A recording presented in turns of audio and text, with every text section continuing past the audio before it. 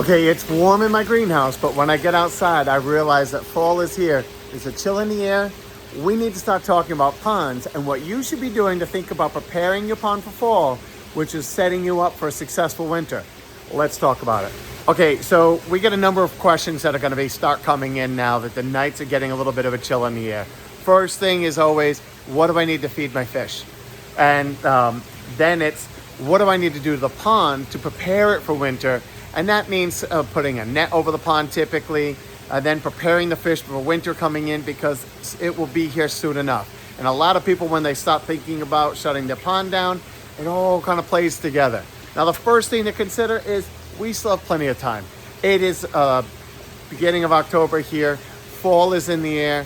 And but we still have at least another month or so worth of beautiful weather to enjoy these ponds. But we have to make adjustments. A lot of ponds are starting to look a little tired. Maybe the leaves are starting to turn yellow and starting to fade and turn brown off the plants.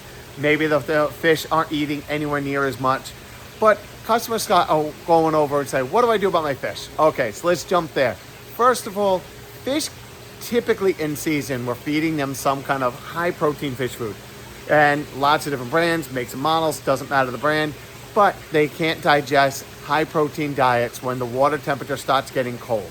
And so when the water starts getting below 50 degrees, and in my experience, water temperature in the pond is going to be about 10 degrees colder than the average air temperature. So yes, the water is cooling off. That's why you'll notice if you're feeding 2 handfuls of food a month ago, you might only be eating 1 handful. But what I recommend doing is switch to a spring-fall mix. Most aquascapes, I'm pretty sure the packaging says cold water fish food. It just means it's a lower protein diet. The fish can go, and as long as the fish are hungry, go ahead and feed them.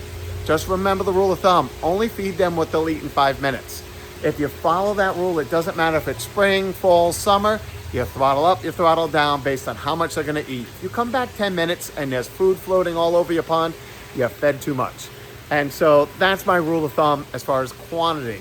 And as long as you're feeding a diet that says spring, fall, or cold weather, it's gonna be appropriate. So if you want what's best, absolutely monitor the water temperature in your pond. When you get down to 50, 55 degrees, you need to switch.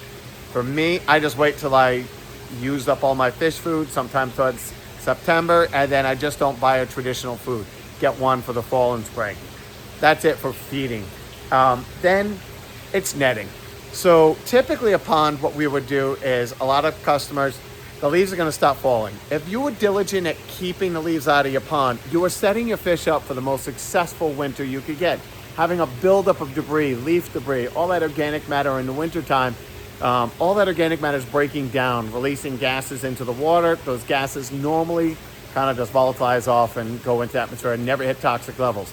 But if you are iced over, then in the wintertime, if you're completely solid in ice, those gases can build up and hit toxic levels for the fish. So step number 1 to prepare them for a successful winter is net your pond in the fall. Those services, you want to get the net over the pond before the leaves start dropping on the other plants. So yes, sometimes when we go out and our landscape crew goes out and they're going to prepare pond fill, we offer a netting service in the fall, build a little tent over the top, put the net over the top. That way when the leaves stop falling around, they don't just accumulate on your net.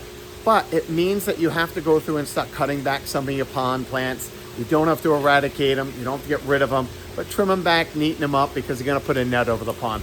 I'll have other videos later on how we net ponds, but you need to start thinking about getting a net over your pond before winter sets in, or specifically before the leaves really start dropping. Next, you need to start thinking about winter, and that goes hand in hand with the nets. If you get the leaf debris, you trim back all your plants before you put the net on the pond. Then get the net on before the leaves start really falling. You've already prevented half the headache. Keeping that leaf debris out of the pond, keeping the pond cleaned up, and keeping it from getting overloaded with organic matter is the number 1 success for winter.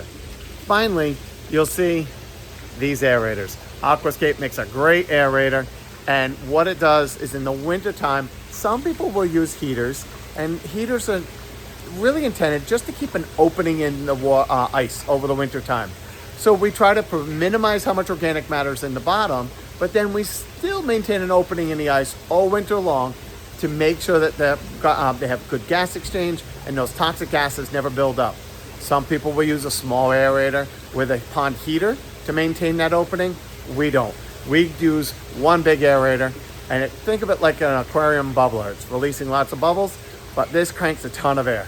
You put these aquascape aerators on the outside of your pond, put the diffuser inside, and it just makes a large bubble mass that's in there, and it typically does a great job at keeping the ice open in the winter. So again, we'll have more detailed videos on that.